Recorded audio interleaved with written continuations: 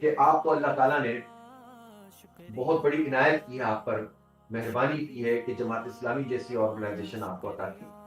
دنیا میں بہت سارے اخلاق باختگی ہے، بحران ہے، اور اس میں جماعت اسلامی جیسی تنظیم جس میں تہذیب بھی ہے، شائستگی بھی ہے، اور آرگنائز وے میں کام ہو رہا ہے۔ دیکھیں اس وقت دنیا میں، پاکستان میں کیا بحران ہے؟ ایسا نہیں ہے کہ پارٹیاں بالکل ایسی ہی ہیں، خالی ہیں، ان کو کوئی پوچھنے والا نہیں ہے۔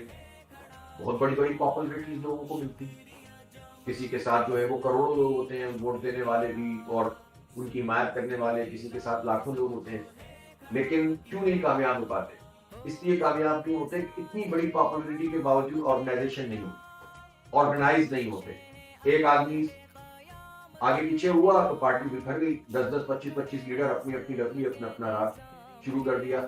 تو جد و جہد وہی کامیاب ہوتی ہے جو آرگنائز وے میں، جو ڈسپلن ہو، نظم و ضبط کے ساتھ۔ ایسے ہی نہیں ہے کہ جس کا جو منہ آئے، جو دل چاہے وہ کرنا شروع کر دے۔ تو جماعت اسلامی ایک نظریاتی جماعت بھی ہے، اخلاقی جماعت بھی ہے، اور اس کے ساتھ ساتھ ڈسپلن بھی ہے، نظم و ضبط اس میں موجود ہے۔ اگر نظم و ضبط نہیں ہوگا تو کوئی بھی جنگ نہیں جیتی جا سکتی۔